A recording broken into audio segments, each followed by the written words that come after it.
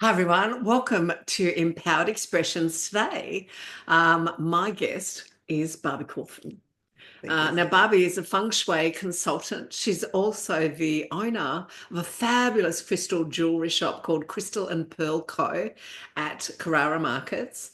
And she is also a humanitarian.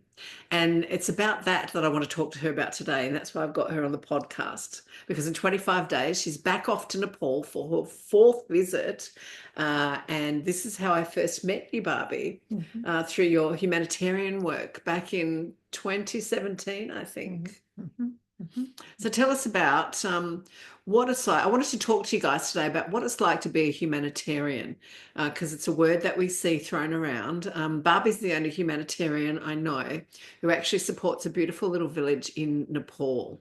And I first met you back in 2017 when you were fundraising and holding a beautiful function to raise money. But you started raising money and having a love for Nepal back in 2015 when there was a massive earthquake in Nepal, and many parts of Nepal were completely leveled, weren't Yeah, they they? were, Tell us absolutely. about that. Well, that's what actually did happen. Yes, at the epicenter of a 8.5 earthquake all went right through Nepal, right from the Himalayan mountains all the way through the villages and all the way down to Kathmandu.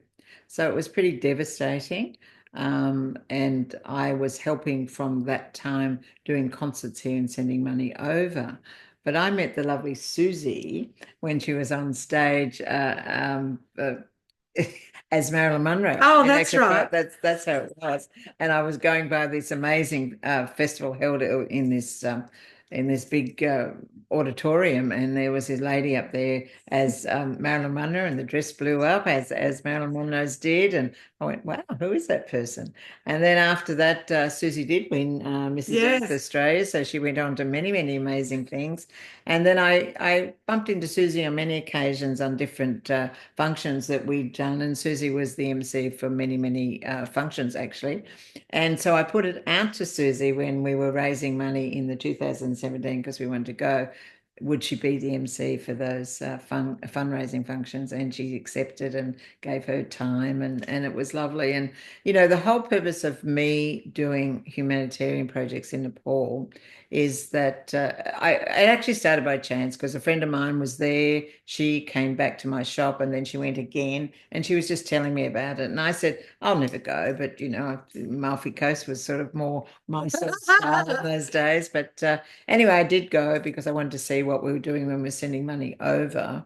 And that was in 2017, and we raised money and we went there and supplied the schools with school equipment, the junior schools with school equipment, and blankets for the villagers, and then the next time we went we did a tractor and medical stretchers and also school equipment because they walk 2 hours to school and 2 hours back, and sometimes in the winter it's freezing, it's absolutely freezing, but they just know that without education they'll never get ahead. They will be a farmer, and that's lovely, I suppose, to the point that it's just a continuous thing, but they will always be a farmer and they'll be tilling the soils and all that sort of thing and marrying the girls in the village, but they'll never see the outside world. So they know by education is their only gateway to actually do that. So the last time we went, and you came with me actually, in 2023. So we'd been over 2017, 2018, 2023, and the last time was the big Adopt a Goat program. So Susie has a goat running around I the do. Himalayas. And it was extraordinary to actually have a fundraiser where you weren't just donating money.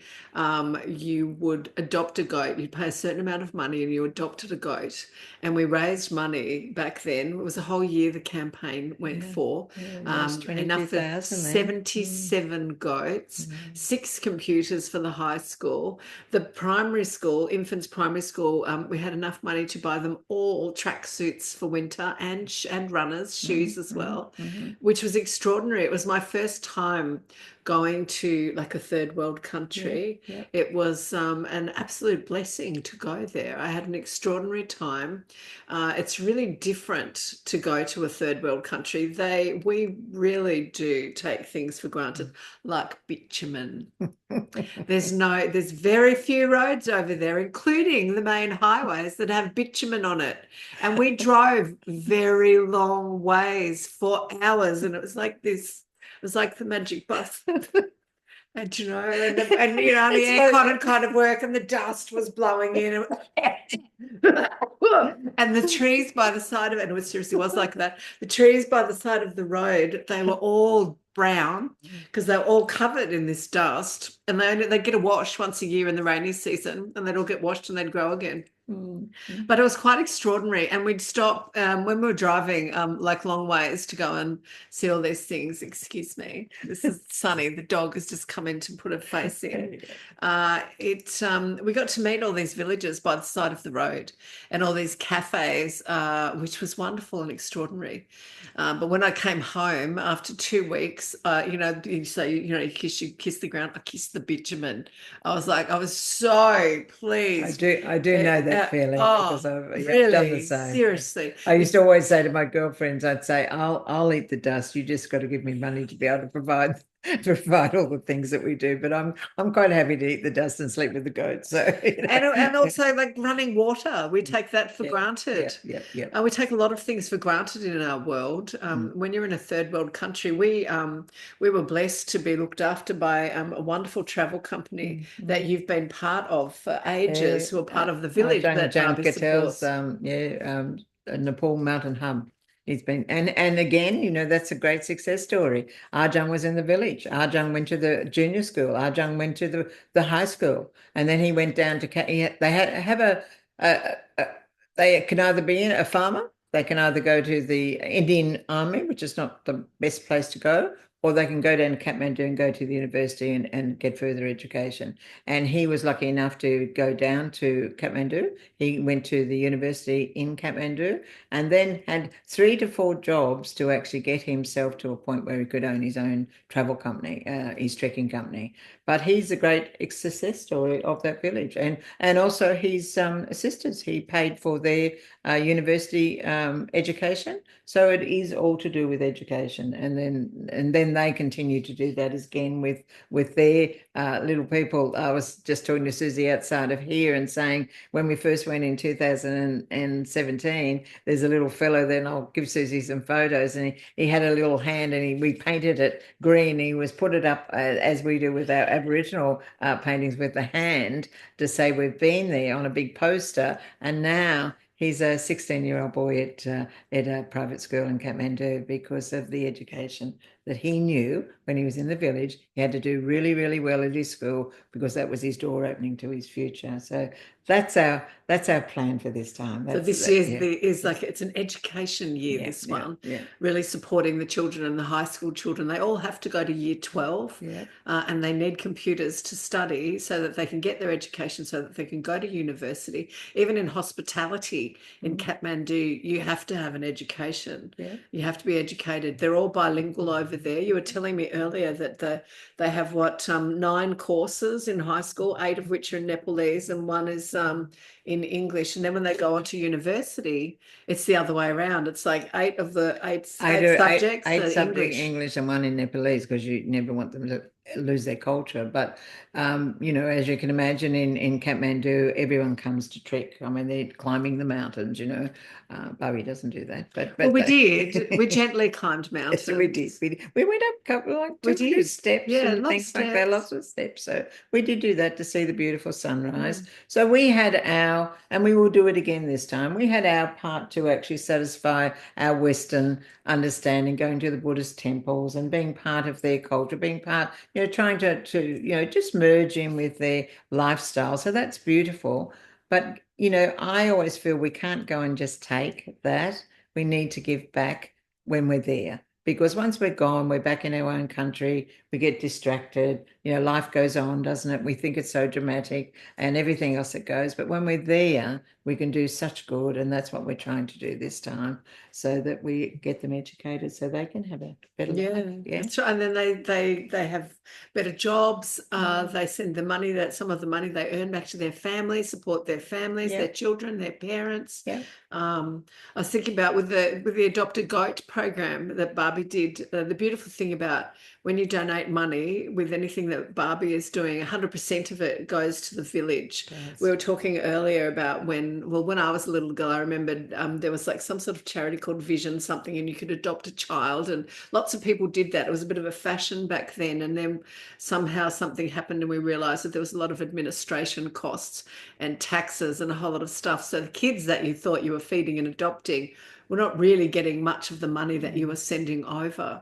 Whereas 100% of what you donate to Barbie, to the GoFundMe, Absolutely. Barbie's GoFundMe, I should say, for Care for All Nepal, all goes to them. Yeah. Barbie, you were telling me earlier that one year you guys bought medical stretchers, and we did, because in the village they had to carry, if there was someone sick, they had to put them on their back and walk 2 hours to the clinic to be able to get some medical thing to happen. And on dirt roads, no bitumen. Absolutely, up and down, up and down, up and down. Yeah. So we actually bought the medical stretchers. So they're very, very strong stretchers, and they can put the people on and then, carry them on the stretcher to the clinic again.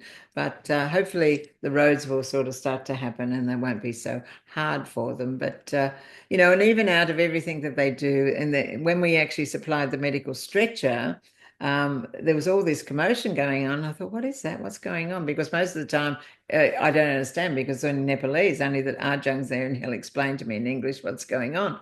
But anyway, here we were, there's all this commotion going, and I thought, what's going on here? They've got the oldest man in the village sitting on the medical stretcher, because they were honouring him out of respect. So they carried him all around the village on this medical stretcher. Oh, it's so lovely. Yeah. So there's lots of beautiful things that happen. Oh, look, we had the most amazing time. We when we donated the goats, we actually raised enough money for 77, as I mentioned, and they're breeding goats. So there's how many goats now? I think it's last time I got it was 150 from those 77. So awesome. It was well and truly awesome, and who knows how many more those little goats are doing. But and they can sell the goats. They can use the milk to make cosmetics like soaps and stuff. They do. They use the wool from the goats to make things. They haven't got to that stage yet, but they certainly milk them, and they use the milk as part of their food. Yes. But the whole idea, they would have had to buy their goats from India, which are ultra expensive in actual fact, and so they can't always have their goats. So that's why they were so appreciative. Yeah. When we were there, you couldn't not see it. They got the goats from they were given a number. We were there when the truck arrived with the 77 goats, and the elders of the village had picked the poorest people of the village really to receive a goat, and they had them. They were all numbered, these goats, and it was like a lucky dip, and they'd get their number out, and then they grab the goat off the back of it. All of us had decided to name our goats, and this lovely lady Jane, who's actually going to Nepal this year with Barbie, had made all these collars with what country they were from and the names. I called my goat Susie. Barbie called her goat Barbie, because we wanted a Barbie and a Susie running around and breeding, as you do. We got to, so the villagers would grab their goat off the back of the truck, come down this windy little trail where we're all sitting there, right? Not on seats, just on, kind of little brick wall things, and get their collar with the name on it. And these villagers couldn't speak English, but there was a lot of smiling going on. That's beautiful. And I got to have a photo with my goat and met the man who I'd adopted the Susie goat to go to his family. It was an extraordinary experience. They put on a huge feed for us. The villagers, they made us mainly vegetarian food. Beautiful food that we got to try. There were 16 of us that from all over the world that went on the last trip in 2023, which was amazing. So we had women from all around the world having this amazing experience together, and all bringing our own countries with us. So if you've ever wondered what being a humanitarian or having a humanitarian visit to a country is, that's a little bit, that's kind of what it was like. And we were lucky that you know Arjun so well, Yeah, and his yeah, company really geared everything towards absolutely. us and Yeah, different experiences. yeah. There was one experience that was amazing that we went to go to. It was kind of like an outdoor crematorium. Oh, wow, yeah. And they that was attached to the Ganges River, and we were on one side of this river, like the beginning of the kind of river, and families were on the other side, and they'd built this kind of, there was all this wood, and they wrapped the bodies of the dead. They dispose of their dead fairly fast over there. Within a few days, really. It's all part of Buddha and But they do it so spirituality, and beautifully. They it was actually so good. they anoint them, and they wrap them up in beautiful silks, and Yeah, the head of the family is there, usually a son, and then they take them and put them on the yeah, part like where a they funeral pyre, where and bit like the then Vikings. yeah, it's really pretty And they and amazing. they and they like a special wood that they used, and Yeah, then they would light it, and it would take hours to yeah, burn. yeah. So we were really blessed. It wasn't like a touristy place that tourists Mm, came to gawk. We no. were blessed to be there, Mm. and really experience what these families saying goodbye to I think people who had most of the died. time, which is what I always try to do, as much as we naturally we're going there for a couple of days. This time is 10, last time was 14. But I always want the people that are coming with me for the initial reason to do the humanitarian project, but of course, to actually enjoy the culture because it's just so beautiful and they're so giving. Like, we were allowed to go in the beautiful where the big stupa is in Kathmandu. The Buddhist temple was there, and they were doing their daily prayers. It wasn't the tourist thing to do; it was their daily prayers. And all the monks are sitting on there in their beautiful robes and chanting and everything. And they asked everyone not to take photos because it's their culture. But we were allowed to actually be able to experience that. And if you closed your eyes and just sort of were still for that moment, you could feel all that energy, that beautiful energy of all these beautiful people, whether they were Hindus, whether they were Buddhists, whether they were Muslim, or whether they were Christians. They were all sort of doing their own way of worship, but it was just beautiful. And I think that's what happens. And then the people's culture all comes together. And as much as you've got this chaos, which we think is chaos in the Western world, it all comes together in a beautiful, energetic way that people do live in harmony. And it's amazing. It is Oh, amazing. it really Yeah. is. And there's such a spirituality about the people there as well. And like Barbie was saying, it's kind of non-denominational. Mm, Everybody has their own thing, and everybody's really welcoming of whoever is absolutely. whatever. And they just, it's I like, mean, we bought, didn't we? We in some place there where there was a Muslim man selling his fruit or something, and he's all done up in as they dress in their gowns and things. And then another time there'd be another. So it was just all doing what they did to make a yeah. living, wasn't it? And Mm, we were lucky to be there, we were there in November in a time called Diwali, that's which right. is an amazing Mm, celebration of all sorts of things. So people were dressed up in the brightest and mm. most beautiful things, and there's amazing. The women wore the amazing saris, and the men were all dressed up, and there was like celebrations in every little village that we drove through, and big villages and towns as well. It was quite extraordinary. I remember one time we were working through Kathmandu and it was busy with all their motorbikes and everything, everyone going to work. And they have these little tiny temples, just little sort of little alcoves, off the road. And there is a statue inside, and in the daytime it's closed, nighttime it's open. But I watched this young man, he was all dressed up going to work, and he just put his hand on his heart and put his heart on the temple and then moved on again. And that was very silently done, but it was just his way of giving gratitude or putting out beautiful energy for his day. Yeah. So yeah, you see all those beautiful things. But the most amazing thing is what we do in that village. And it just really, warms my heart that we're able to give a little bit of money, 20, 30, $50, whatever it may be, to actually go towards the future of those children in the village, because without education, it's just not going to happen. They'll just be farmers forever and a day, and their next generation will be farmers. And that. No, they need the education to get down to Kathmandu to win that scholarship to the university, or go to a college like we call TAFE here, have a further education. As Susie said, we go to and we were, privileged enough to go to many, many lovely cafes or restaurants or whatever when we're there. But the people serving were just so lovely, weren't they? They beautiful. Were very accommodating, all spoke English perfectly, very well. Perfect English. Very educated. So they have to be educated to even get a job. And we've got, this is the poster now, it's probably back to front. But this QR code, you can actually zoom in on that, click with your phone, and you can go straight to the GoFundMe page where you can donate some money to help educating these children in the village in Nepal. I'll put up a link as well, and you can't see that, I know. But I'll do that, and we'll pop up the QR code. Barbie leaves in 25 days for her 4th visit to Nepal with a very small group of people this time, doing something different, doing something that I wanted to do last time. Tell us about the helicopter trip. You'll have to come back. I know.